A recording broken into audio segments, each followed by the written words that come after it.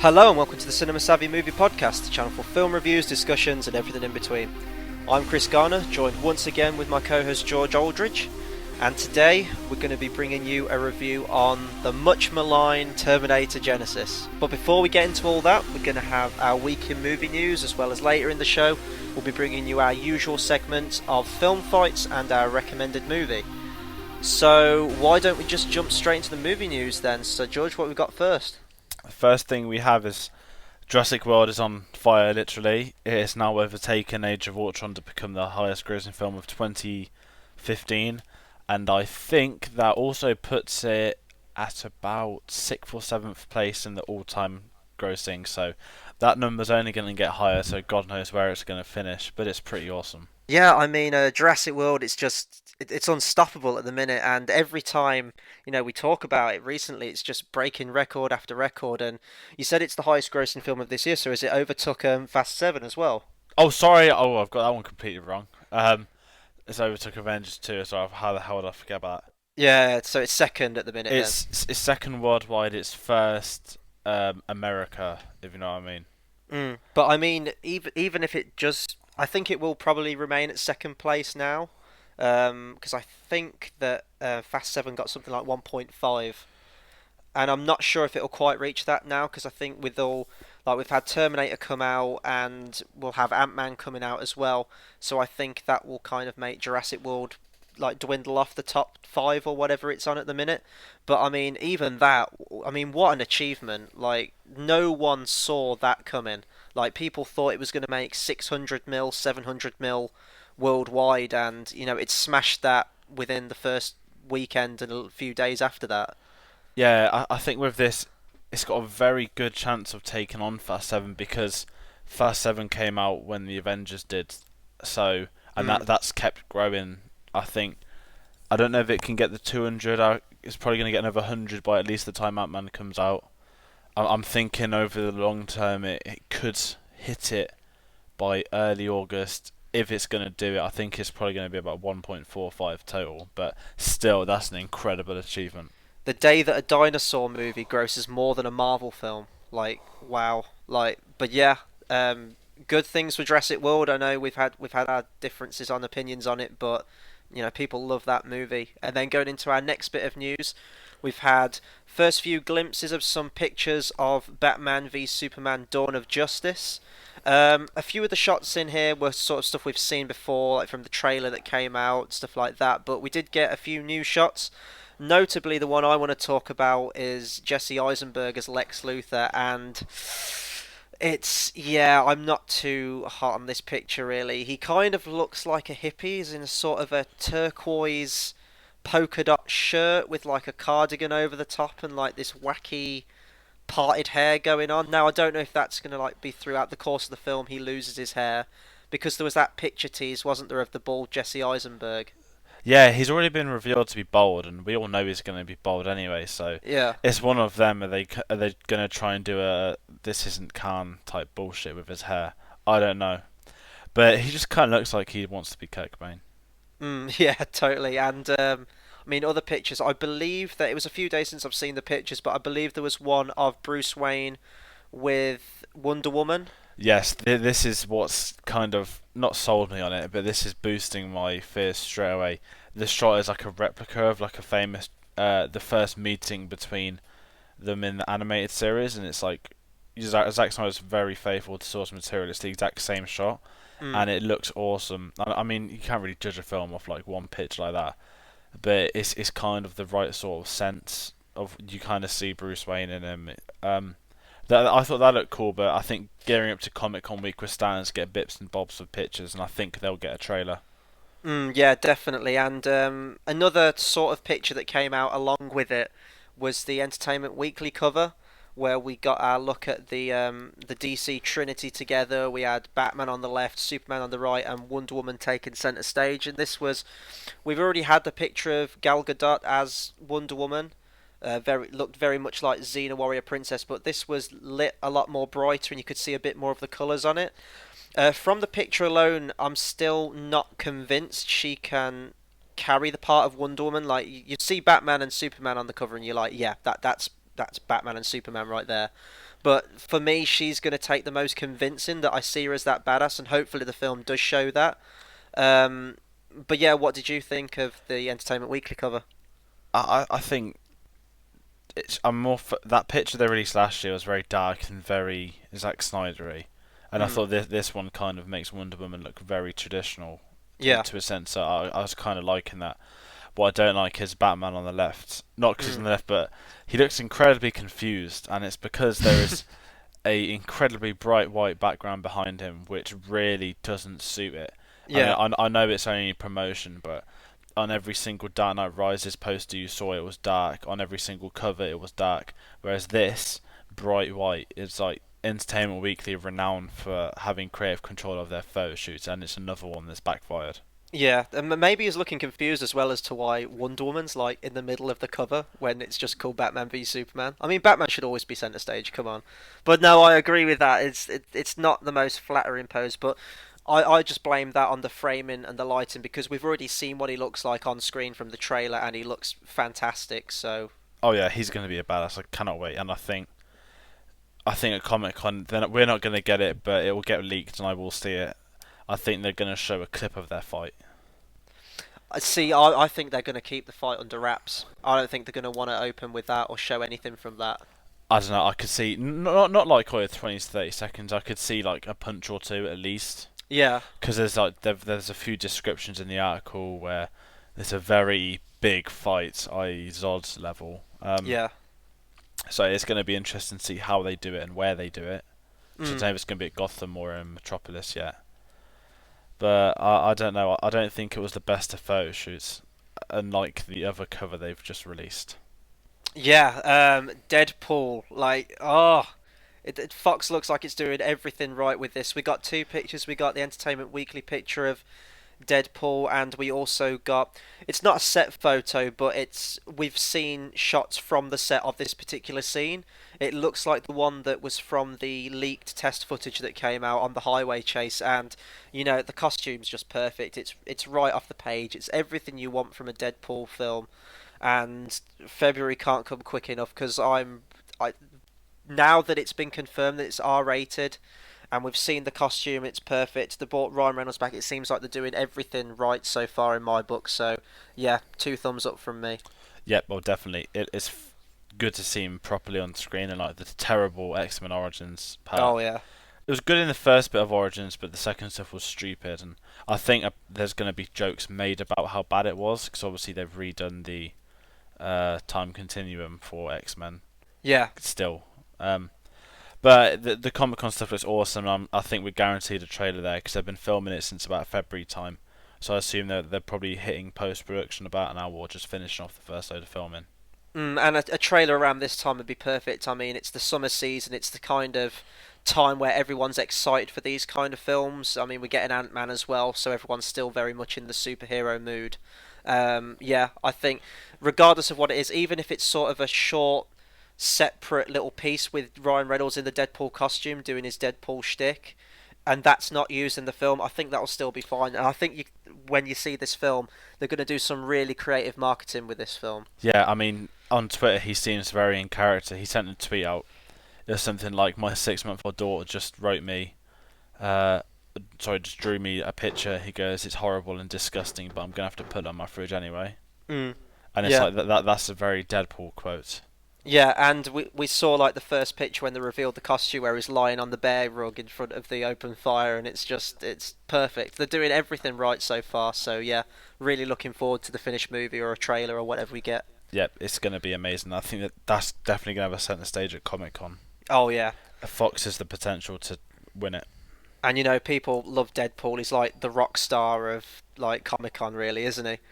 Exactly. Um, and then more Marvel news. The director of Black Panther has dropped from the project. Her name escapes me, so if you can help me out on this one. It's Ava DuVernay. I don't know if she dropped out, but she was in big talks, but she's turned it down. She's famous for doing Selma. Yeah. Obviously, it would have been a big deal to have an African American female director to direct a film of this caliber. Mhm.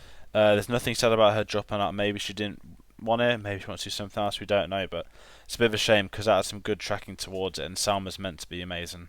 Yeah, yeah, I haven't seen Summer yet either. But when is this film meant to go into production? Is this coming out 2017 or Um, I think because it's even they pushed it back, didn't they, for Spider-Man? yeah, it's either November 17 or March 18. I think it's November 2017. So there's still like a long way to go on it. Yeah, but they are going to have to start production, a year before. So I think they do desperately need a director, but they've still got that time.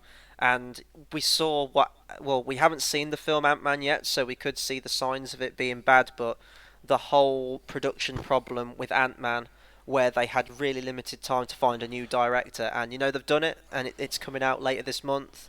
It looks okay from the trailer so far, so Marvel have got it handled, and I'm not worried about this at all. Oh no, this will be fine. They'll have a director in the next 6 months. I can guarantee you. They're Yeah. probably working on it now, but um, yeah, it's a bit of a shame, but depends who they find and if they've got better candidates. We don't know.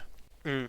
And then our next bit of movie news: Paul Thomas Anderson has been brought on board to write the script for Pinocchio, which I believe will be directed by Robert Downey Jr. Am I Uh, right? Not directed by Downey Jr., but what it's doing is Oh, is it his production yeah, it's company? he Yeah, owns a yeah, production company. I yeah. think I don't know the name of the character. You know the guy that creates Pinocchio.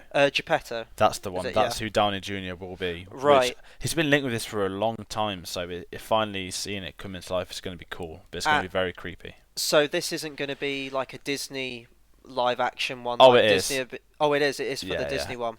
It'll be Disney. I don't think it's going to be as Disney-ish as the Jungle Book or Cinderella make, but it's going to be a live action Robert Downey Jr. first. Right.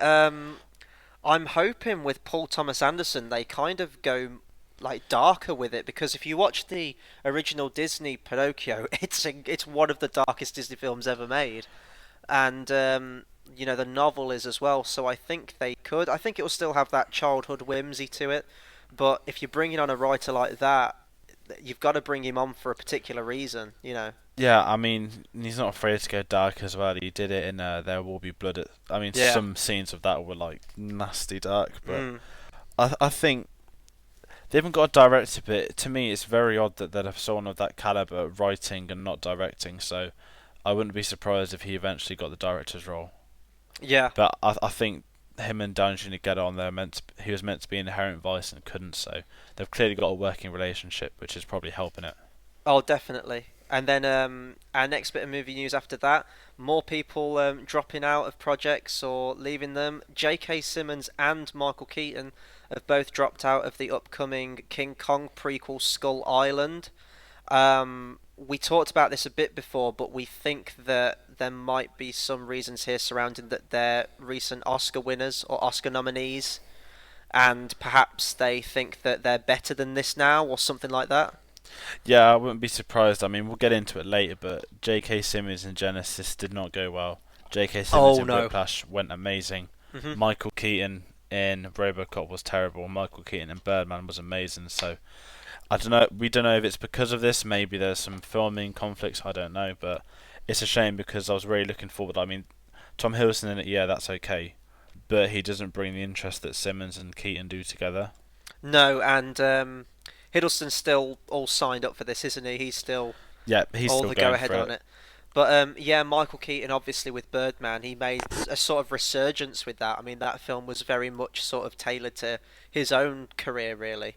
I mean, it's a shame to see them go. They're both two phenomenal actors, but when you think about it, they've got to make a decision what they think's best for their career, and maybe they're looking for higher prospects now. They've got these Oscar nominations and Oscar wins as well.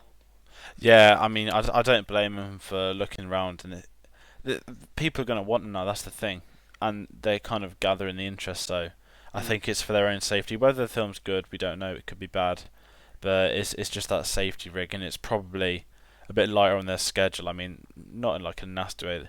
There'd be a lot of CG, and I think they'd probably work better in a human environment. Definitely, yeah. And then our final bit of news for this week, really, it's a pretty slow week to be honest this week for news, but we've had our first few casting announcements for the first Star Wars anthology film, Star Wars Rogue One. I saw this casting announcement just before we hit record, to be honest, and I'm really digging this cast. I mean, we've still got, they're still pushing for fairly unknown actors, which I like, and we've seen this with Force Awakens, and it sort of harkens back to the original Star Wars, finding original talent, stuff like that. But then you see names like Forrest Whitaker, and you kind of take a step back and go, "Whoa, this is some serious talent they're bringing on board for this." Yeah, I mean, the names that have been announced, they've all been heavily rumoured except Whitaker, which was the kind of final one, I'm assuming. Mm. You had Felicity Jones, obviously that's green lighted ages ago. Ben Mendelsohn, who was in Dark Knight Rises and also Place Beyond the Pines. Hmm. Riz Ahmed, who UK people will know from Four Lions, Americans will know him from Nightcrawler. Very cool announcement, especially as they're trying to. I think they've mentioned they want equality. They want to have more roles. So of Asian descent, it's nice to see. Yeah, they're pushing for that diversity, and Felicity Jones. If I'm assuming she's going to be the main character because she was the one that was confirmed first. Pushing for more prominent female roles in Star Wars. That's all good. Bring more people on board. Um, Obviously, I'm not doubting any of these actors, but we'll get a better sense of the sort of tone and direction they're going to take Star Wars when we eventually get to see Force Awakens. That can't come quick enough this December. But yeah, no, bring me more Star Wars. Everything seems to be going right at the minute, and they're bringing on some great talent for it. Yep, definitely. And that news came off a casting call as well, so it's very official for it to be that high. But I think it's entering production in August, so obviously it's got its 2016 December release, but we're bound to get a lot more stuff by then. Yeah, definitely. But yeah, that was our week in movie news roundup. Now we're going to get into our main review for this week's main show. We're going to be talking about Terminator Genisys, the recent entry into the Terminator franchise. Oh boy, we've got a lot to say on this, so let's just get straight into it because I know we've got a lot of strong opinions on this film.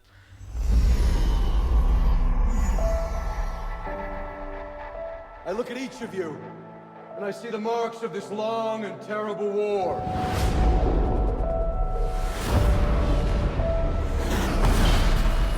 If we die tonight, mankind dies with us. The machine sent a Terminator back to the time before the war to kill my mother, Sarah Connor. Sir, let me save her. What you're doing right now, this is the end of the war. The time you're going back to, she'll be scared and weak. Take care of her for me, Kyle.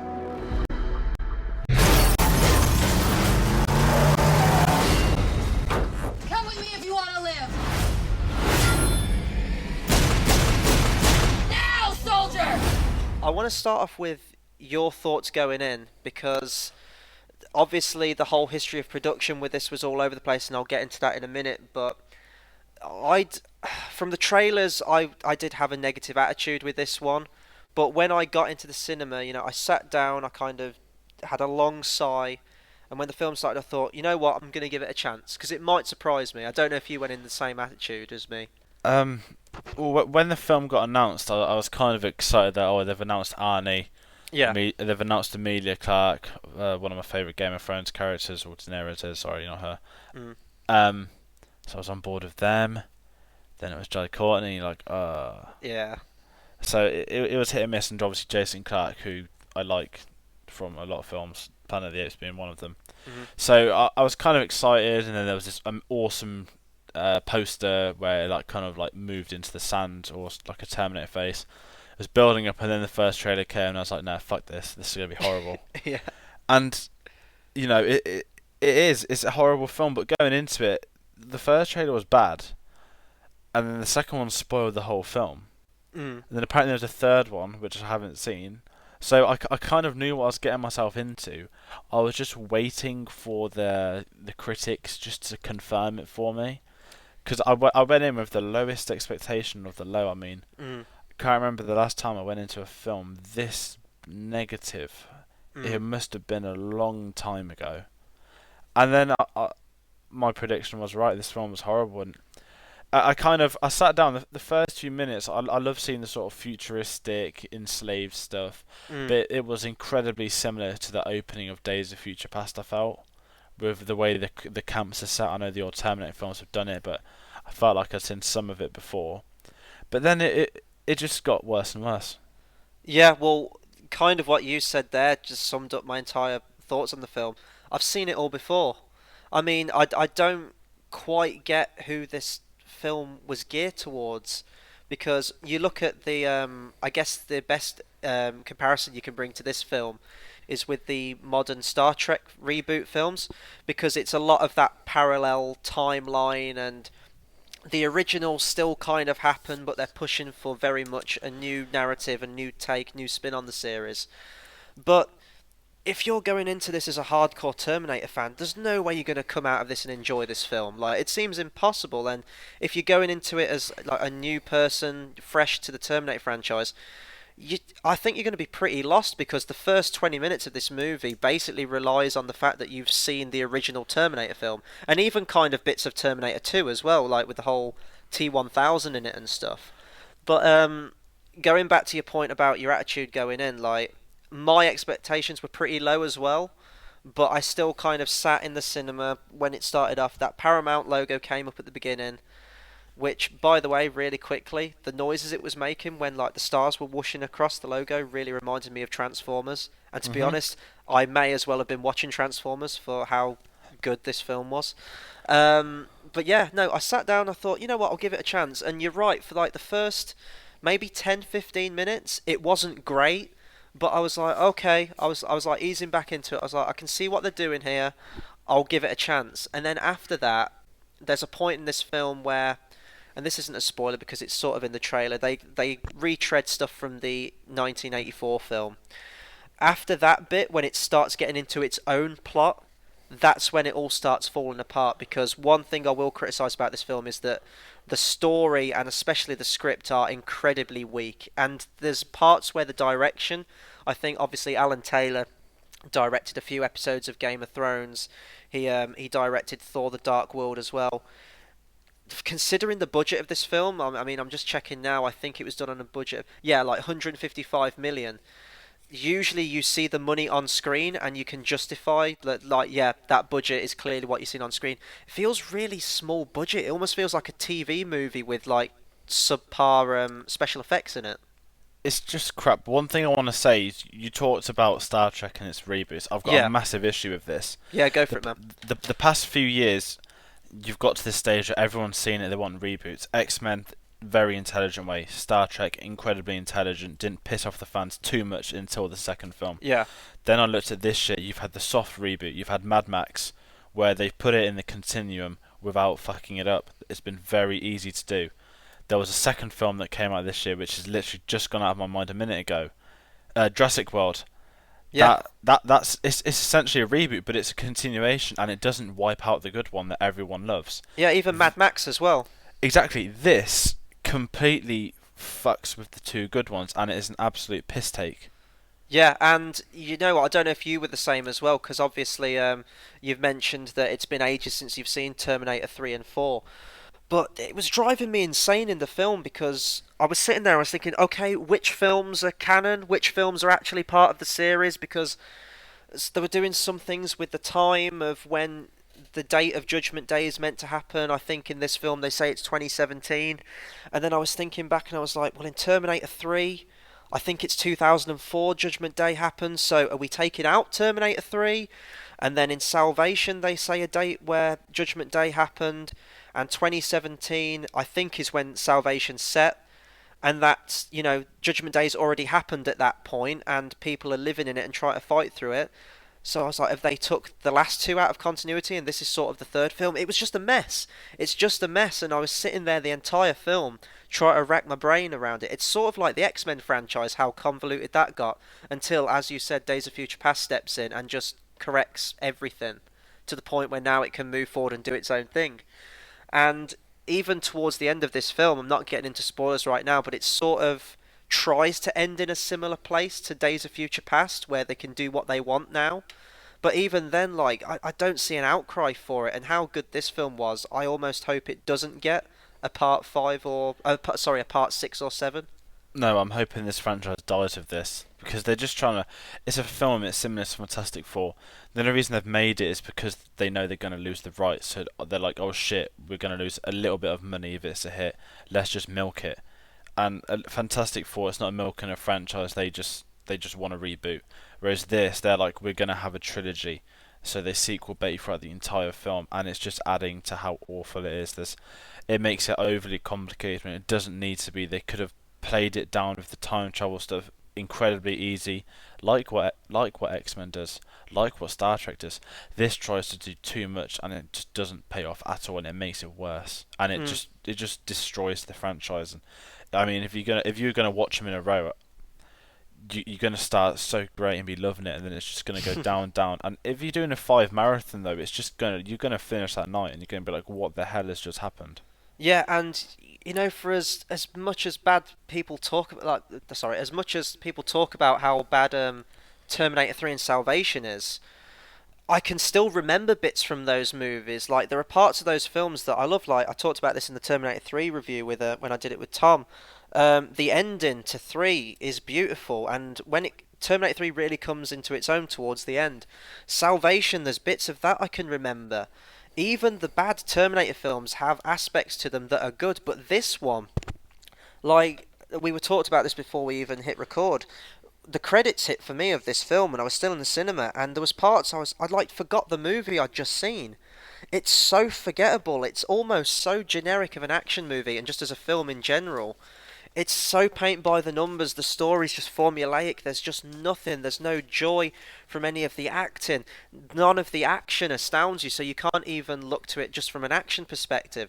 It's literally just trash, and you get to the end of this film, and it's just like, I've wasted 2 hours of my life watching this film. There's no enjoyment from it. There's just nothing. No, and then with this, you said you wasted 2 hours of your life. To me, this wasted seeing another film in the cinema. I'd rather see Jurassic World again than this. I'd rather see Avengers again. So would I. I'd rather see Mad Max. But it's the fact that real money's been spent on this. Luckily, going into it, I knew, so I didn't buy any food or drinks to the cinema. I literally went in with a packed lunch like Ron Weasley. But it was just... It's just nothing happens. And about the remembering stuff, I'm struggling to remember pinpoint scenes. At least... Okay, I can't remember 3 because I saw that when I was very young and I haven't had enough time to see it. With Terminator Salvation, I can remember some stuff. I would always remember the motorbike, so I thought that was pretty cool. When it kind of comes out the Transformer wannabe's legs. Yeah. But another thing with Salvation, I've always said it's a terrible Terminator film, but it's an okay war movie. Yeah, no, it is. And that's the issue I had with this. This tries to be a Terminator film, but it just doesn't work. They could have stuck to the future and had a decent war film, but they didn't. And they had a lost opportunity, which Salvation attempted to do, and I give it some credit for that. Okay, it didn't pay off, but it wasn't that bad. Yeah, and honestly, like, the future war bits from the brief moment we see at the start were probably the strongest bit of the film for me, and we'll kind of get into the film a bit more now. The plot, from what I could make of it, because it's we were talking about this as well, it's almost so simple, it's complex, but it's just that the plot's so meandering, it gets a bit, convoluted and confusing. But from what I can make of it is, it's the usual story of Terminator. Like, Kyle Reese is sent back in time to complete the time loop from the first Terminator. But when he gets there, he finds that the timeline's been altered and it's not how it should be. And then from there, they learned that Skynet is sort of programmed into this new app called Genisys, which is going to connect to like every person, to all their technology, everything like that, sort of like a Bluetooth device. And when that goes online, that will be the start of Judgment Day, when all the machines will take over. So they've got to try and find a way to shut it down. That's basically the plot from what I can make of it. But going from the plot, like the whole going back to the 1984 stuff, I didn't have a problem with that, to be honest. Like, when I heard about that and you kind of see in the trailer old Arnie, and he's like, "I've been waiting for you," and you've got the CGI 80s looking Arnold there, I thought, okay, there's some cool stuff they could do with this, and I guess if you are going to do a parallel timeline thing, that's the best way to do it. And it's difficult to talk about it without going into spoilers, so maybe we should save this. But if I'm looking at positives for the film, that I didn't have a problem with the whole going back to the 80s part. No, I liked that, and as bad as it is, when Arnie comes on and says, "I've been waiting for you," it wasn't like Goosebumps level, but it was like, yes, this is pretty cool. Yeah. And then you get one of the few good moments, and I like the fact that it doesn't completely screw up the continuity of the original film. I mean, you can get bits of Salvation where they have a Sarah Connor quote from the end of Terminator, which is completely misquoted. Yeah. Whereas with this, maybe they do it too much, but they shot for shot reshoot some stuff, and it kind of pays off because you feel like it's working. But then you'll just have this like sudden nonsense, which we'll go into a lot more later, and it just takes it away, and it becomes forgettable. Like one of the only good bits is 84, and that kind of ruins itself later on. And going from there, then like we started talking about Arnie, so we may as well get into the main cast. We'll start with Arnie. As you said, like when you first get that bit where he kind of throws the hood off and he's walking with the shotgun, I kind of did get a smile to myself in the cinema because I'm a huge Arnold Schwarzenegger fan. I've like stuck with him through like bad and good with his films. I always try and go and see his latest ones because I like supporting his work and stuff like that. And I did get a smile to myself. I was like, yeah, Arnie's back. He's back as the Terminator. This is going to be awesome. But I don't know. It seemed like he was phoning it in, like after that bit, and it was. I'd kind of put that probably down to the direction of the script. It just seemed like he was tired. He was just doing it for the paycheck. Like his heart wasn't in it anymore. And it's not the fact that because there's been loads of talks like, can Arnold Schwarzenegger carry a film now? Or is the audience there wanting to go and see him? And I think the audience is still there because you go back to like Expendables 2, which I love by the way. It's a great action film, good throwback film, and Arnie's great in it. I think it's just the fact that the films he's going in recently are bad. Like even these old like franchises that have come back, whether it be a reboot or a sequel, they're bad films, and as such, his performance, there's just no joy to it. There's like he's throwing one-liners and quips, but they're just not landing. It's just all the jokes just completely fall flat in this movie. And talking about the jokes, there's huge parts in this film where there's a massive tonal shift, and if we look into tone, this is probably the same tone as like Terminator 3. It's none of your gritty, serious stuff from the first two Terminators. It's very much sort of appealing to a younger generation. Yeah, I mean, one thing I want to say about Arnie is you mentioned how he kind of came onto this, he phoned it in. What I kind of saw it as the whole time was that when he came back into acting, he's just come off being the mayor of California, and then he did these little films, and they weren't hits, they weren't brilliant. So what I'm gonna do, I'm gonna come back to the film that kind of made me. So Definitely. he does a Terminator, and this isn't gonna work out for him where it should have. If they'd have had obviously Cameron didn't do it, but if James Cameron had have done it, I can guarantee you it would have been a billion times better than this nonsense. And you know what? If Cameron had the rights, he wouldn't have done this anyway. No, he would have just left it. But But Cameron seems to understand the characters and knows what it takes to make a good Terminator film. exactly, and then with I saw someone say on Twitter with not David Cameron, James Cameron. I know it's so easy to make that mistake, isn't it? It's a horrible mistake. Yeah. And that's what happens when you live in England. Yeah. He kind of he introduces time travel, but he doesn't go into detail. Kind of says they came from the future to kill you. It's done. Whereas this, it's all look. Oh, there were some visions in my dreams when I was coming into the past, and oh look, he's back here from the future. They're building machines. Didn't rely on any of that. It just used time travel as a plot device. Nothing extraordinary. This tries to make it a MacGuffin of the film. It's something it needs to live off, and it really doesn't. That's not what makes a Terminator film. That's what sequel baits it. And even when they use it as a MacGuffin, they just never explain it properly. Like and again, this is kind of spoiler, so I won't go into it much. But there's a scene where it's right there for Arnold to explain it, like the whole parallel timelines and all that stuff, and they just kind of skirt over it, just like, oh, you'll see these kind of results in a parallel timeline, and that's it. And it's like, well, what kind of stuff carries over and what doesn't? Because there are bits of the start of this film where they completely refilmed almost identically shots that you see from the first Terminator film. So it's like, okay, well, what carries over and what doesn't into this timeline? It's just a complete mess from the story perspective, and that's the biggest fault of the thing. The story's so weak that it can barely drag itself out to 2 hours. It's a 2 hour film. We've seen much longer films than this year. This film seemed like it could be 90 minutes tops, like just it's entire story is just stretched so thin. And with this, what annoys me most is they they shoot 1984 so much to the original that you don't sense that, oh, so why has this alternate timeline happened? That's the one thing they needed to explain. X-Men Days of Future Past, we're going to go back to it because that's a good one. Looper's a good one. They explain why they have to go back and what's changed. This, it just happens as, that's it. The writers didn't do anything. They didn't think it through. They didn't write it down and tell them. It is an absolute mess of all the time travel stuff. I'd understand if they wanted 1984 to be completely different, but they shoot it shot for shot, so it kind of thinks, no, it should be the exact same as it was. Entire lines of dialogue are lifted straight from the first one as well. So I was just sitting there, and I'm a massive Terminator fan, and I was confused. So like, God help anyone that's brand new to the franchise. But we also get obviously some new cast members come in. With our two lead characters for Kyle Reese and Sarah Connor. We get Jai Courtney and Emilia Clarke. So I think we should talk about these for a bit now because, oh boy, were these two on screen were just complete wet blankets. It was like what for me watching Will Turner and Elizabeth Swann again from Pirates of the Caribbean. They just had no chemistry.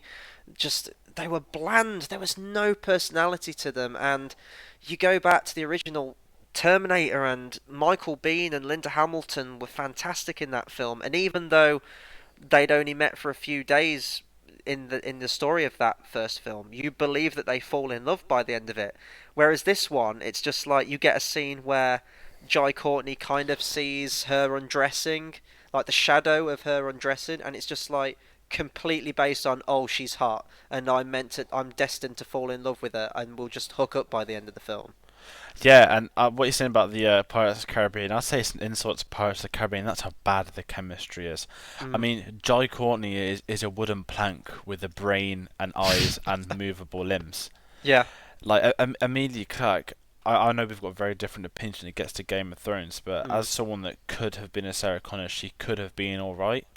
However, it based doesn't on the work. based on the look, she did look a lot like a young Linda Hamilton.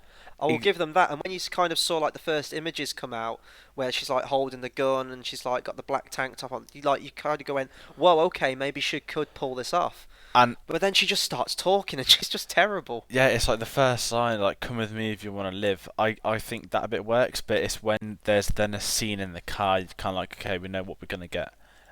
And I don't know whether it's a combination of the actors or the writers or how they're being directed, but it just doesn't work. And I never saw the Terminator Chronicles TV show with Lena Headey. But No, I everyone haven't says seen that. everyone said, like, a lot of people like it. They said she was great in it, and I could sense that in Lena Headey. I've seen clips of her and she is really good, but it's just considering that's You can't meant to follow be. it. No, considering that's meant to be tied into Terminator 1 and 2, it's a little weird seeing Oh, is it? her as Sarah Connor because she looks and sounds nothing like her. So, but if you're looking at it from its own thing, she is great. But with Emilia Clarke in this film, with Sarah Connor, it's like they didn't know what they wanted to do with the character because there's moments where you talk about the first scene where she drives through the wall into the T-1000, does the "Come with me if you want to live" line. There, she's being like the hard T2 Sarah Connor badass that we're used to now. And then there's other moments where she's sort of like a frightened, spoiled, naive little girl. And I think it just doesn't marry up. Like, there's no moments like that in T2. Like, Linda Hamilton in that film is a badass beginning to end, and you believe it. Whereas this film, it seems like there's moments where she sort of throws a dolly out the pram and just has like a temper tantrum with her dad. Oh, by the way, in this film, like, Arnie is called Pops. Like, the entire movie, and in the credits he's credited as Pops and not the Terminator. So just bear that in mind. Oh, that's the thing. I said she opened her mouth. It's when she says, "Oh yeah, that's Pops." I was there like, no, they did not actually allow that to happen. Yeah, I know. And it's whether, if they said that to Arnie, what would he have thought? He would have either liked it or he would have hated it and just been too nice and carried on. If he would have left, that would have done everyone a favour because they then would have known this film was not going to happen. Yeah, but just briefly going back to Arnie really, really quickly, I thought, to the film's credit, that was a good way that they explained that he was older in this film, because like in all the other ones they've said like he's a model of the T800. How can he age? But they give the excuse that because he's been there for so long, the human tissue on his skeleton ages just like regular humans do. I thought that was a good way of writing around it, to be honest. Yeah, and it's one of them where it's a very easy thing to write and it's so simple and it works. That worked fine. And then, in all honesty, I'm being a bit nasty on Arnie. I think he's bearable. Mm.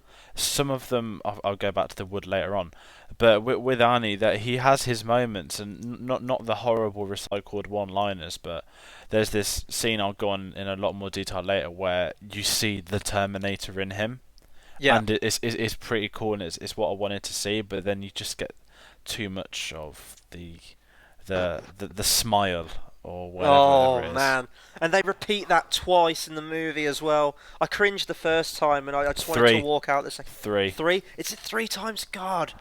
Like, they did that in... I'm trying to think of... That was a deleted scene from T2, which was put in the extended cut in the special edition, but in that film, it worked because it was endearing. But in this, they do it for, like, a cheap gag, and it's like, it's been done, this isn't funny, why are you doing this, Terminator Genisys? But...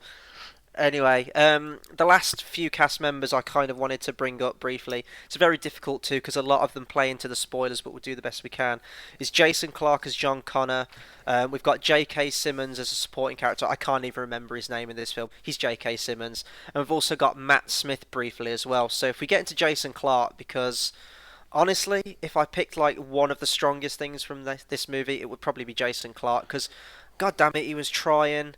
And in the opening of the film, I did believe him as the leader of the Resistance, John Connor. I believed him more as a leader than I did with Christian Bale. Because Christian Bale in Salvation seemed very much like an arrogant, like, prick like the whole movie, really. Whereas Jason Clarke, you believe that he's been through this war and that he's got humanity's best interests in mind.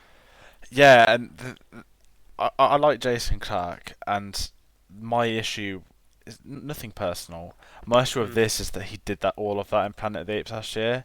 Yeah. So I kind of thought same thing, different environment. But he has his bits where he's very believable. And about Christian Bale was a great casting choice. However, for him to have put a Batman voice on and have terrible credits, I mean, that rant was brilliant because that summed up how bad Salvation is. I would have loved to have seen him on the Genesis set. Oh my god, man, that'd have been incredible. Yeah, but he's believable, and I think he does a good job with what he's given. The further it gets into it, the less I like it. Yeah, same. But I think he worked at the start, and he seems to be trying, and I don't know what he's like now, but hopefully he goes back and does War of the Planet of the Apes. Yeah, I'm sure that his career isn't going to be damaged by this film. He's good, and I would like to see him back in the next Planet of the Apes film. Whether he will or not, I don't know, because we've seen from the first one that James Franco was in it, didn't carry over into the second one. It might be its own thing, but the other two cast members, I'm not even going to bring up that much. J.K. Simmons and Matt Smith, they're so throwaway in this film. J.K. Simmons is in it more, and after we've seen Whiplash, it's just kind of heartbreaking to see him in a movie like this after it. Yeah, he goes from abusing the bumbling idiots to becoming the bumbling idiot, and it was just sad to see on screen. And you can tell he wasn't having a good time filming. It was probably a nice paycheck to him.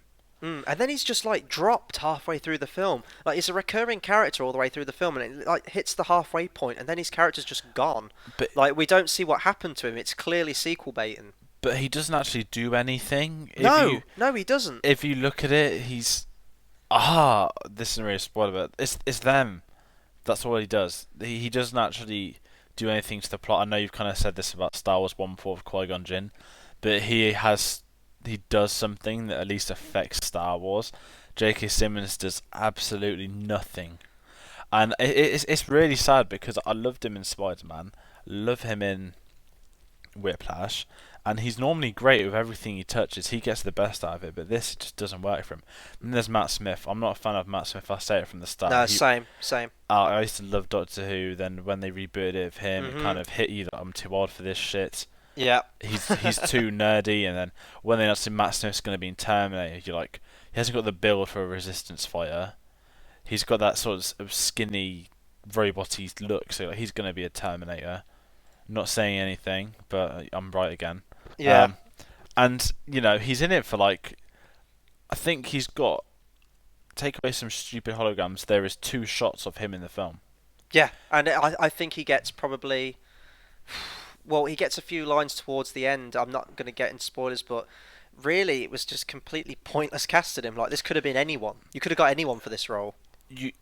It's sequel baiting, and then the way I saw it was in episode 5 of Star Wars. I bring back to Star Wars 'cause it's the best. You have they have a hologram of the Emperor, Yeah. and then they have a very different Emperor in the next film. They could have easily done that with Matt Smith's character. Yes, continuity would have been a bit different. However, it's not obvious sequel baiting, and it could easily be replaced in the future. With this, it kind of seemed, especially when they had him on the EW cover, it's kind of like you're expecting him, and then he kind of just appears, and you're like, oh, I know what he's going to do. And it was just an absolute mess. And then, even when you delve into his character, which they do later on in the film, it was kind of like this was irrelevant anyway. Yeah, no, totally. And, it's a shame, like, with J.K. Simmons as well, like, he could have been such, like, an amazing resistance fighter, like an old weathered general or something. Like, I could see him in that role, and it's just, Matt Smith as well, they just take these, like, I think Matt Smith could have been a fairly decent role in this film. It's just I just question, like, why they gave them these pointless roles. Like, with J.K. Simmons, like, with some creative editing, you could literally lift him out the movie and nothing would change. No, that's what annoys me as well, because it's a waste of a fantastic actor that has he always has a presence with him. He doesn't in this, and that was just a shame to see. There's nothing memorable, and you can say that for a lot of the cast, but it's an example of the film how horrible it is. And we'll move into, like, the effects and the music and stuff now, because we've got a lot to talk about in the spoiler review, and so we'll try and power through this spoiler-free section as quick as we can. Honestly, I thought the special effects in this movie were terrible. Like, you see some stuff with the T-1000 at the start, and it just looks bad. And you go back to Terminator 2, and the special effects still really hold up in that film, and that came out in like '91. Yeah, with the T-1000 on this, I love the villain, as anyone may have found out from last week, and of some pre-recorded speech. He even took down Batman. With this, when you look at the old one, alright, it's metal and it's liquid, but it has, I know this sounds bizarre, but it has a sense of a robot. This just literally felt like liquid on the floor, and look, he's now Asian. That's literally all it was. That was just the change, yeah. That was the one change they did. And, it was just, it's bizarre to talk about metal in this way, but the CGI looked horrible on it. But then on the Terminator bots, when you get them in the future, I don't know if it's terrible practical effects or horrific CGI. You just couldn't tell it was that bad. And, like, some of the action scenes later, like, completely rely on the CGI. There's a scene involving 2 helicopters, and it looked like a PlayStation cutscene. It was so bad that it's, like, just completely defying anything that helicopters can do, and you're not believing that it's happening there, because it isn't happening. Like, again, Terminator 2, the highway chase, where the helicopter's, like, following them on the highway, following the truck, and it dips under one of the bridges and then comes back over it. It's all there, and you still get that sense of awe when you watch it. But this, you're just watching crap on screen, basically. That's the whole movie. You're just watching stuff play out on screen, but you've got no connection to it or any emotional connection at all. And that goes along with the music as well. This is probably one of the most generic and forgettable scores to a film you'll ever see. Like, there's vague moments where they do the little original Terminator theme motif, and when the credits hit, they play the original Terminator music. That's good, because it's from the original. If you're looking at music brand new, I think they said something like Hans Zimmer's like some kind of executive music personnel on this film or something. It just sounds like the Man of Steel soundtrack. It sounds like the Transformers soundtrack at parts. You've got the Inception boom still in it still when the title comes up on screen. There's just nothing new with it. There's nothing inspiring about this film anywhere. I think when it credits Hans Zimmer, I'm a big fan. I normally know what he's doing. I'd never ever heard his name mentioned once with this, so I genuinely think they rang him up and says, "Can we get one of your sound effects?" I'm like, "Yes, go ahead," because it's not even. you said you sensed the Man of Steel. Not even I could sense that. With his soundtracks, you can tell it's him within a minute. I know we didn't do the soundtrack, but if you're gonna have a producer credit, normally they've took something of yours and used it. So you think they'd give that credit to the guy that did Terminator 1 and 2, but they don't, and it's just a mess. I mean, the Terminator theme, it's sad because the second the credit came on, I heard the da da da da da, but Yeah. I was already out the door of the cinema. I was gone. I was not staying for it.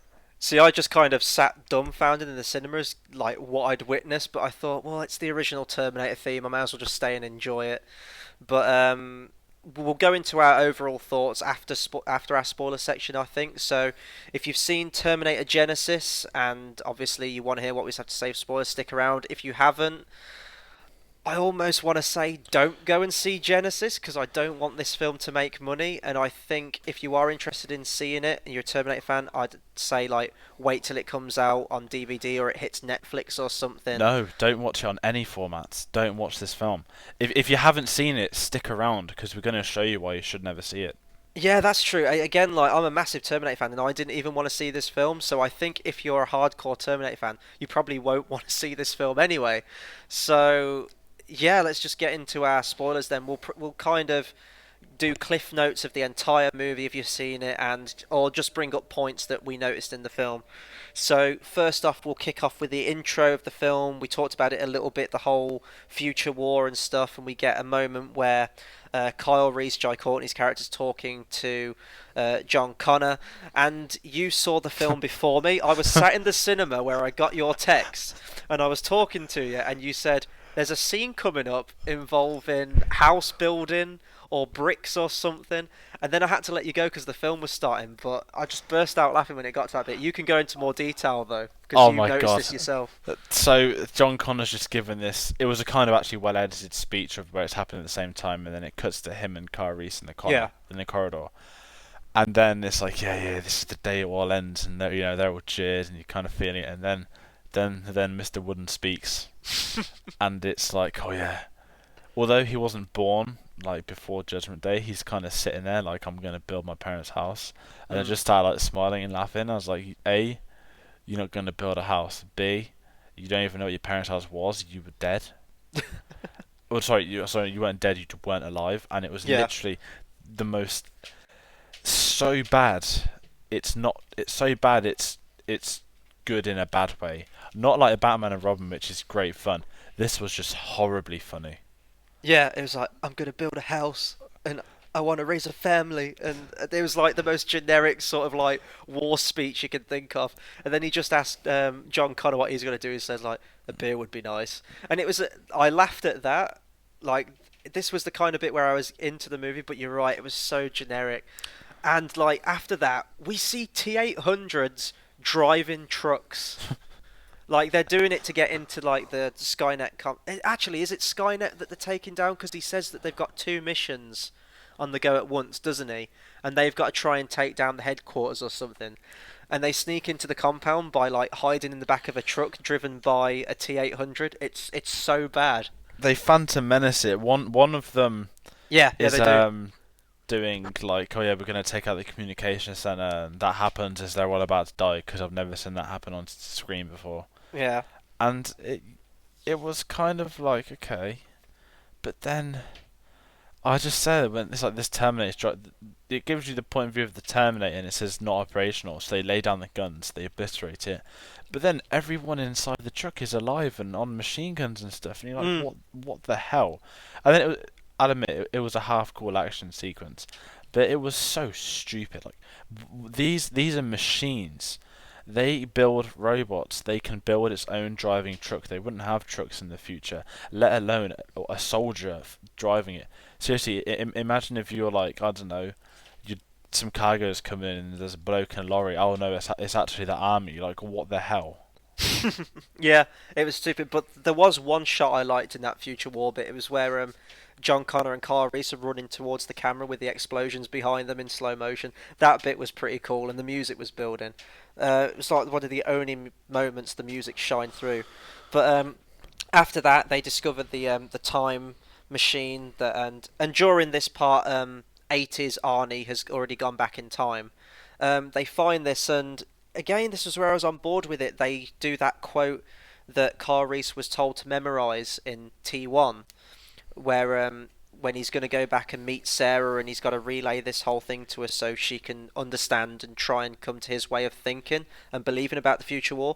That bit was great. And then, Carl Reese is sent back to 1984 and we get, I don't know if it sort of reminded me of the opening scenes of X-Men First Class, where it looks like they've taken stock footage from the original, but it looks like they've also refilmed bits as well to touch it up.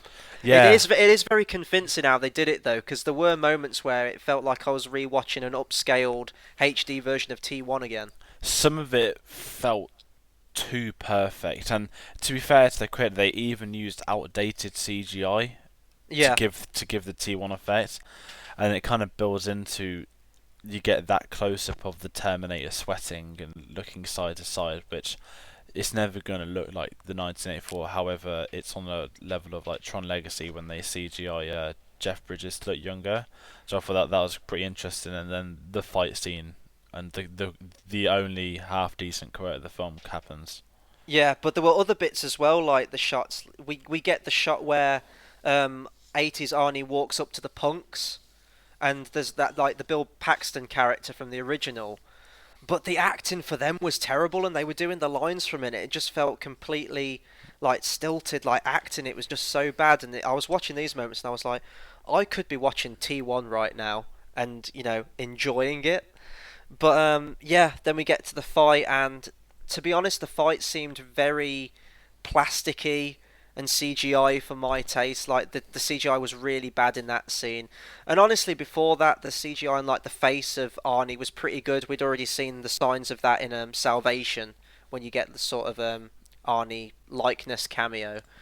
But you were still kind of on board with it. Although I did think it was hilarious how easy the T-800 went down.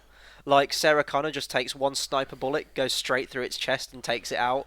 I was like, oh, it was that easy. Like, why didn't they do that in the first movie? And that would have saved them a lot of time. is it not clear? Is it a futuristic sniper? You'd expect it to if it can take out one of these.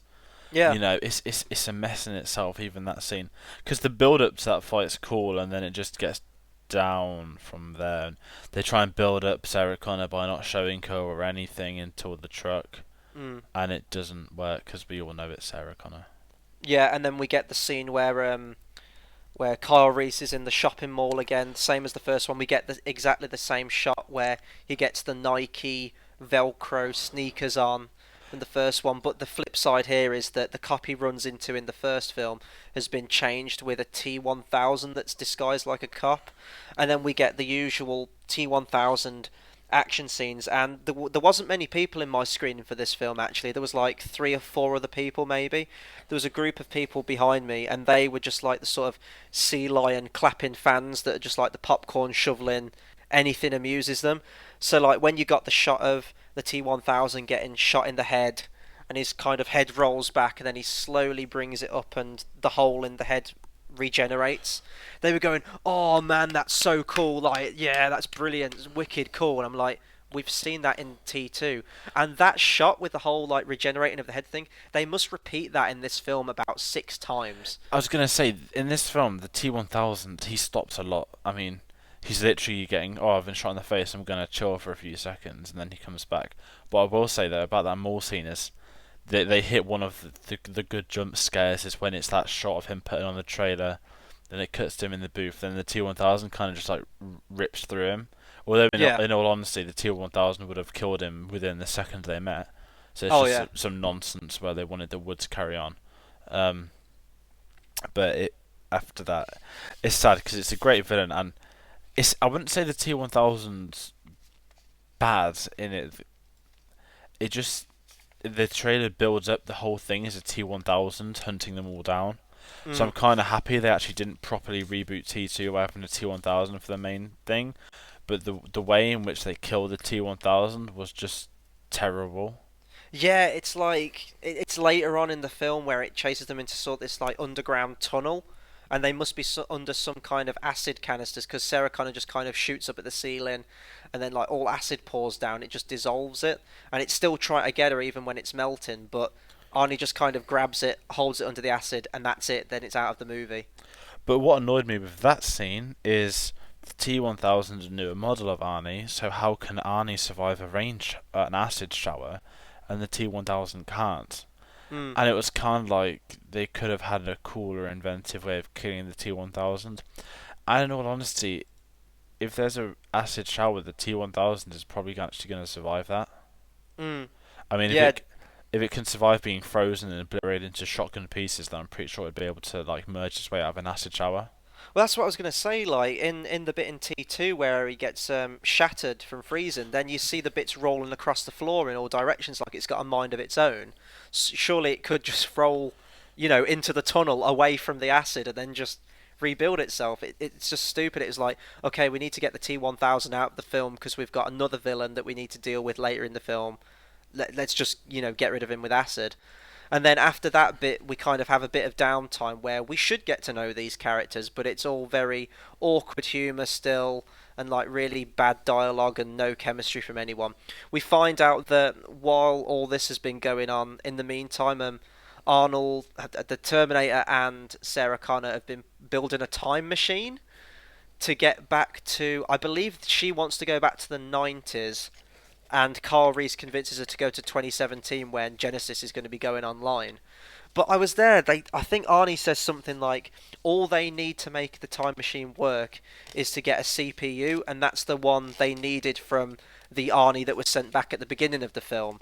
But it's like, okay, great, you just need the CPU. How the hell, in 1984, mind you, did you get all the materials to build a working, functioning time machine?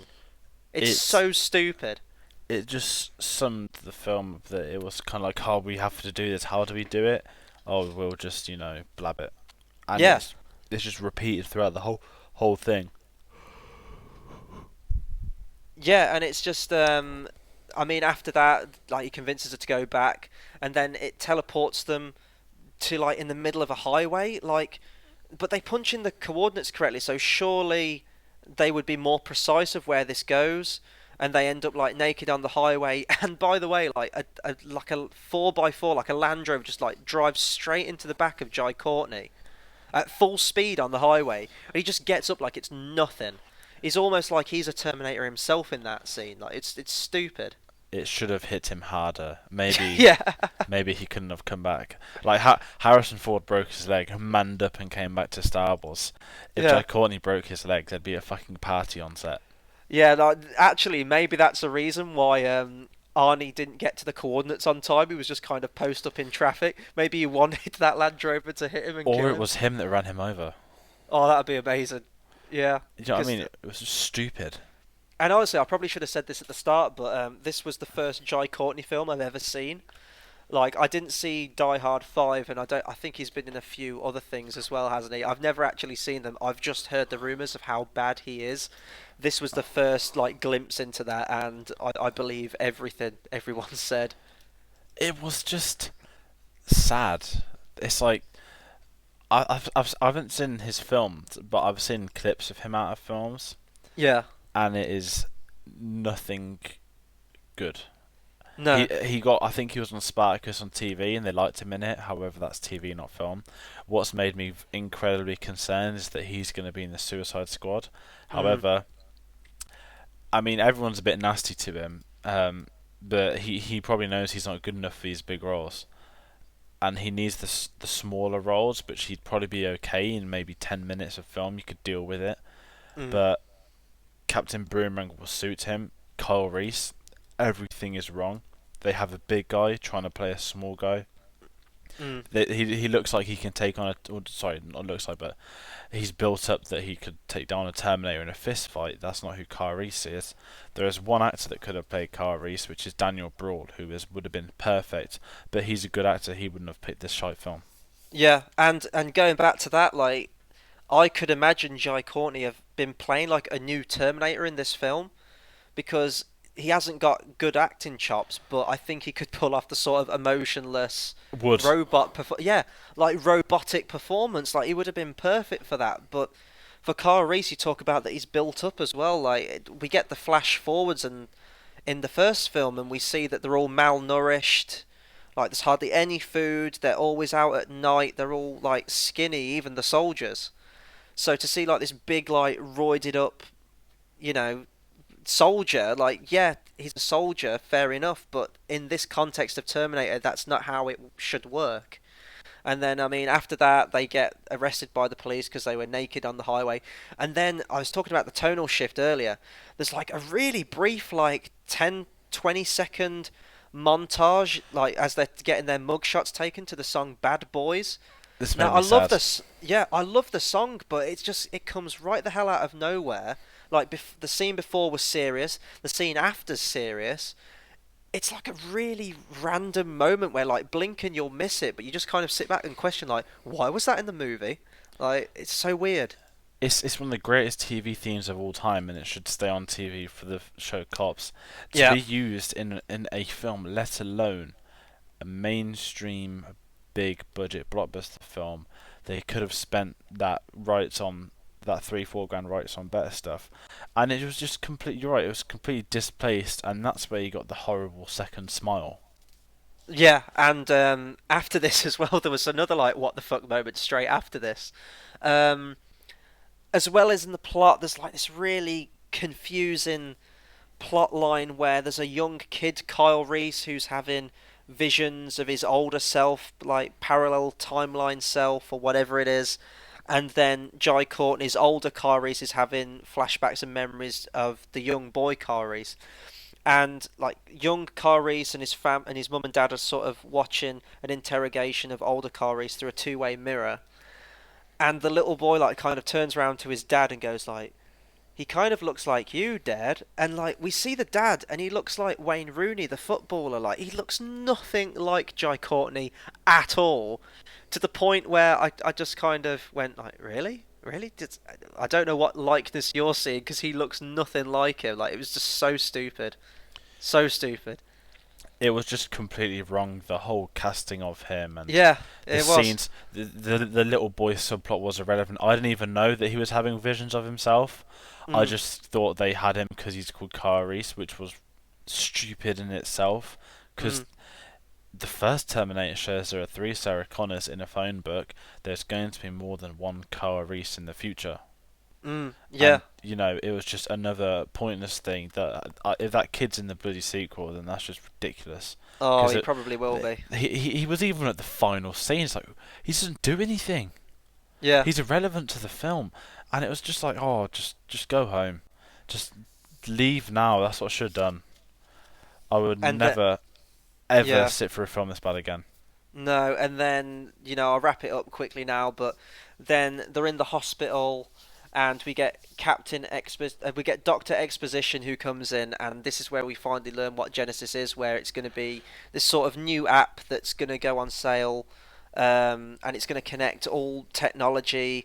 It had like, I believe this was actually pretty cool. They the leader of Cyberdyne is Danny Dyson, who's the little boy of Miles yeah. from the Terminator 2. I thought that was quite cool how they did that.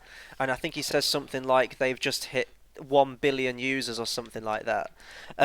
So they finally know what Genisys is, and then as they're about to escape, in walks in John Connor, and this should be a big shock, especially later when we learn that he's a Terminator, and that's when you were talking about earlier, where we see Arnie finally being the Terminator again, where he just walks in with a shotgun, just shoots him square in the chest like no remorse. That should have been a big moment in this film, and I think, although it was dumb, and obviously we know that this was originally going to be sort of the ending to Terminator Salvation, but they've used it as the plot in this film, I think we would have had something to talk about, because we would have gone, okay, they're taking it in a new direction, and we would have, whether we would have liked it or not is irrelevant, but we would have been able to talk about it. But the fact is, trailer 2 rolled out, they did a Terminator Salvation from the trailer and just spoilt it, so we knew exactly how it was going to go. Yeah, and the worst bit about the reveal was Alan Taylor, the director, coming out, and to be fair, he probably knows he's made a terrible film. Yeah. But he said that the marketing just released that trailer, and obviously we spoke last week about it, and I'm there like that has completely ruined. I mean, even if it happened and it was the worst twist I've ever seen, which it could have been, if it was the best if it was the best twist we've ever seen, there's a massive talking point which everyone can talk about rather than the film being so bad, and it just doesn't work at all. Yeah, and with that as well, because you've seen that in the trailer, you're kind of thinking, well, no, okay, maybe they're hiding a bigger revelation that's going to come up in the film. Maybe something's going to happen at the end where it will make sense why they showed this in the trailer. No, no, like it's pretty much as you would expect. John Connor's the villain. He's this new robot, and I forgot what they say he's exactly made of, but he's sort of like made of almost little oids, and he can just shapeshift into anything. Yeah, and then there's a big fight with him at the end. Over. No other revelations or anything. That was the one thing the film had going for it, and it fucked it up by showing it in the trailer. Did he even die? They kind of put him in a time machine and didn't explain anything. I'm sure he'll probably come back in the next one, and there's a mid-credit scene later on where we see that the Skynet machine or whatever it is survived the explosion at the end, so I'm sure they'll find a way to bring him back somehow. Anyway, after this, there's a helicopter chase, which I talked about earlier. It's just a CGI helicopter chase, just completely ridiculous physics everywhere. And then we get the highway chase that we see in the trailer, which again was tensionless. There was nothing going for it at all. Like the bus or whatever they're in, like goes over the bridge and it's like dangling off, and it's like we know they're all gonna survive. We know that John Connor's gonna get out of it. Again, it was just pointless action film because we needed an action beat. And then basically this all amalgamates to the ending, which is just a complete mess. It's like filmed in like a really flat, boring factory environment again as well. We just have the T-800 facing down the new John Connor robot, fist fight, and then somehow the T-800 gets knocked. Arnie's robot gets knocked into a vat of liquid metal. They defeat the evil John Connor robot by like putting him in a time machine and stuff, and they think that Arnie sacrificed himself and Sarah Connor's crying and stuff. And then he comes out at the end and he's got an upgrade now. He's also part T-1000, I guess, as well, which was just stupid. Yeah, and it's one of the only things that works. And I said to you earlier that at times Emilia Clarke and Arnie are okay at max, and that was one of them. It was believable that he was leaving her. She has a backstory where he kind of saved her. I was liking that little minor aspect. There's Arnie's dead. It was genuinely sad to see him die on screen, and then he comes back. I'm surprised he didn't actually say I'm back. Yeah, but, no, that was the one time they had to do it, didn't they? But they used it for the bit where he airdrops out the helicopter. Oh god, he doesn't even explain that bit, but no. With it, it's like, oh, he's now the T-1800. I was like, why? In the sequels, are we going to see a shape-shifting Arnold Schwarzenegger? No, we're not. Hopefully there isn't a sequel. Yeah, and we talked about this before recording, but during that bit where he sacrificed himself, he says something like, "My Sarah." Like it's his daughter. Like we know he's raised her, but he should be a robot with no emotion. And if you're gonna say, well, at the end of Terminator 2 he showed emotion, it's very different because at the end he says to John Connor in that film, "I know now why you cry, but it is something I can never do." He realizes the limitations of himself as a robot, but he understands the human emotion. He doesn't look at a human and say, "My Sarah." He doesn't say like "my John Connor" or anything in Terminator 2. He's very much still a machine from beginning to end. But in this one, it's like they play up that whole dad angle with it, and it's just like, no, this isn't how the Terminator should act. He's still a robot. Yeah, and it was too far. Terminator Judgment Day reaches the max of that with that I now know why you cry. They could have tried to find something new instead of something that's not a character. You can't say "my Sarah." He could have easily have come up with something else. I mean, I didn't write the film, but if I'd have been given arguably 3-4 months to write it, then I could have done a better job at least finding one line for that. There's so much they could have done, but they shouldn't have brought him back. Because, they can just recycle it and have a young Arnold Schwarzenegger in the next film, or they can bring him back if he still wants his money. Yeah, exactly. And the only kind of spoilerific thing that we haven't talked about is sort of Matt Smith as being the actual embodiment representation of Skynet, and he kind of stalks them round in a hologram. It's very much like Man of Steel. Man of Steel, Russell Crowe, like following him around the place and sort of taunting them and like guiding them through the place. And that's what's in the mid-credit scene. Like you see the Skynet machine still intact, and you see the hologram of Matt Smith still there. Like, I didn't even know there was going to be a mid-credit scene. There's never been a credit scene, to my knowledge, in any of the other Terminator films, and I didn't expect one in this. I was just kind of sat listening to the original Terminator theme, which was one of the only good bits of the movie, was when it ended and I got to hear that. And then the scene came on. I was just like, no, no, you're not sequel baiting. Just stop it. Stop it. I hope it doesn't get a sequel, but I guess we could kind of wrap it up now, because I know we've talked for a while on this, and we've got our other segments to get to, but I guess I don't need to ask you this question, but would you recommend the movie? If you love terrible films, then by ahead, go. If you're a human being, then no. It's not even so bad it's good, though. It's just like one of those films that just goes on. It's just boring. There's no joy to it. It's an event film. It's like, have you ever seen movie 43? I was gonna go and see that, but then I saw the reviews. No, I haven't seen it. I know what it's about, though. I didn't pay to see it. I ended up getting it on Netflix. Yeah. It was so bad. I needed to see it. Yeah. And it was horrible. Not bad, it's good. This fits into the category, and it's a low category. I don't like doing that to films. I always try and find something good out of horrible films, but this is the lowest of the low, and for such for a franchise in high esteem by a lot of people, and general people, they love Arnold Schwarzenegger, they love Terminator films. It's just a sad state of cinema, and the fact this was only done before James Cameron gets the rights back is just a disgrace. Yeah, and you see that I believe the rights go back to him in 2019, and they already want to fast track 2 sequels to be filmed back to back for 2017, 2018. I really hope that doesn't happen. I don't think it will. If it's got a summer release, Star Wars will beat it, Avengers will beat it. What's his name? Jason Clarke will be busy filming hopefully filming War of the Planet of the Apes, so that hopefully that keeps him out of it. I don't know yet. I just hope that they're not all contractually obliged, especially Jai Courtney. Oh, definitely, and I'll just kind of echo what you just said. I would not recommend this movie at all. Give your money to something that deserves it. Like, I wasn't a massive fan of Jurassic World, but I'd rather go and see that again any day other than this. I'm never going to see this movie again. If you're a Terminator fan, it's a complete slap in the face to the franchise that you love. If you're a casual fan of the series, even if you're not a Terminator fan but you just want to check it out, there's just nothing going for it. If you're going for it for the action, the action's boring. It's nothing outstanding. It's everything you've seen before. If you go and see it out of curiosity, because of like the other series, all it is it just, the first half of this movie just retreads everything that's good about the first 2, which just makes you wish you were watching Terminator 1 or Terminator 2.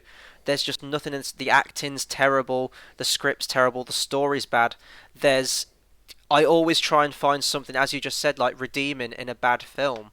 And I know I talked about that I was okay with the plot idea of going back to the 80s for the beginning of the film. But that's about it, and that's like 10 minutes out of a 2-hour film. It's a bad film. I can't find any proper redeeming qualities in it, to be honest. It's just trash. The credits hit and I practically forgot the entire film of what I'd just seen. So skip it and just go and see something that deserves the money, because this just deserves to just crash and burn. It's all wrong. John sent me here to save you. From the Terminator that was sent back to kill me, I know, but we already took care of him. We I've been waiting for you.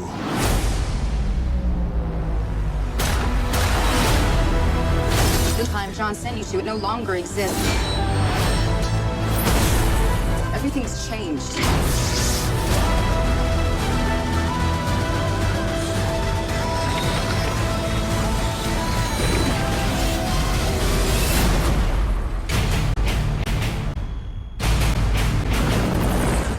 I'll be back. What?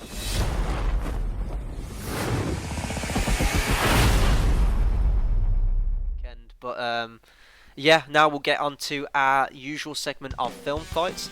How film fights works is that we take a character or event or anything we want from our news section or our review section, and we like clash them together in a fun little fight to see who will come out the victor.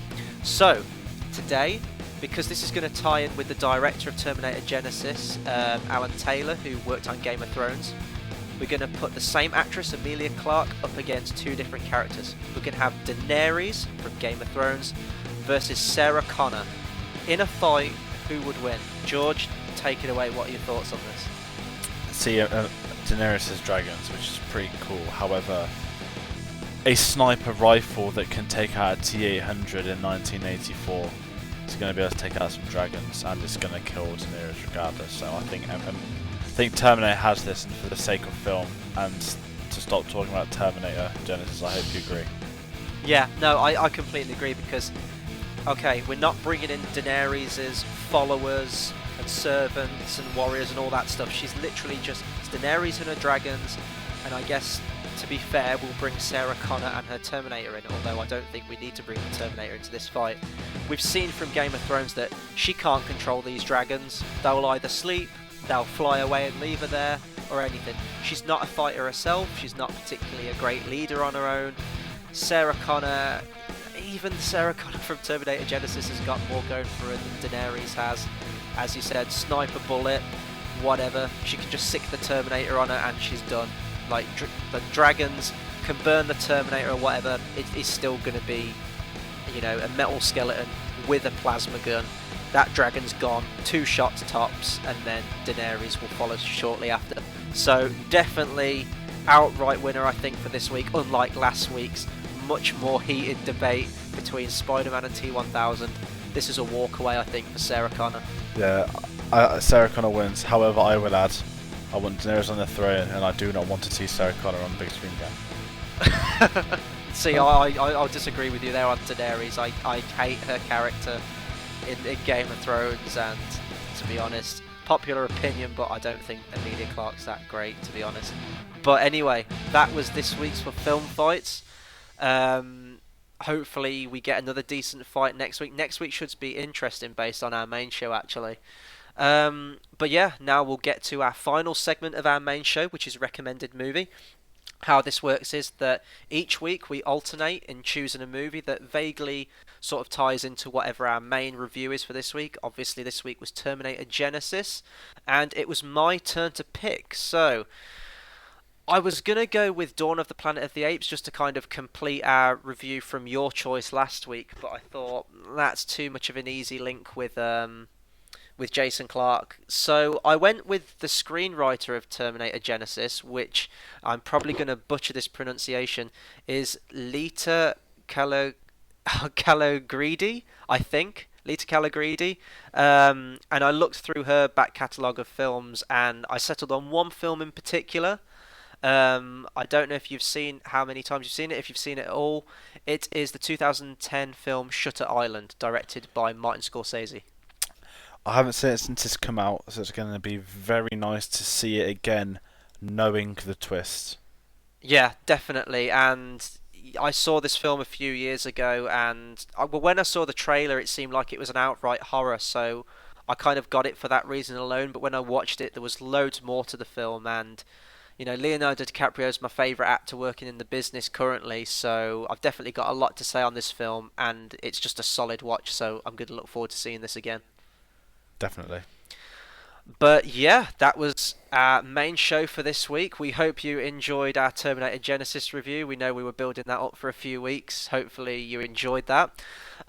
Be sure to follow us on Facebook at facebook.com/cinemasavvy. You can find us on Twitter as well at twitter.com/cinema_savvy. We're also on Letterboxd, which is a good site where you can check out all the list of films we've done for our show, so it's a good way to keep track of it. That's on letterboxd.com/cinema_savvy.